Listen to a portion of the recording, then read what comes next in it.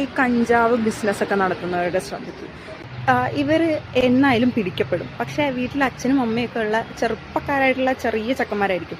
അപ്പോൾ ഇവർ പിടിക്കപ്പെട്ട് കഴിയുമ്പോൾ ഇവർ അല്ലെങ്കിൽ എന്തെങ്കിലും ജാമ്യം എടുക്കാനാണ് പറഞ്ഞിട്ട് വീട്ടിൽ നിന്ന് ആളിനെ കൊണ്ടുവരും. പക്ഷേ ഇവർ വീട്ടുകാർ അറിയുന്നില്ല അവർക്ക് ഈ കേസിൽ ജാമ്യം കിട്ടില്ല എന്നുള്ളത്. അത് കോടതിയിൽ വന്നതിന് ശേഷമായിരിക്കും ജാമ്യം കിട്ടില്ല എന്നുള്ള കാര്യം അറിയുന്നത്. അപ്പോൾ ഇവരുടെ ഈ കൊണ്ടുവരുന്ന അച്ഛനും അമ്മയ്ക്കൊക്കെ ഉണ്ടാകുന്ന ഒരു ട്രോമ ഉണ്ട് കേട്ടോ.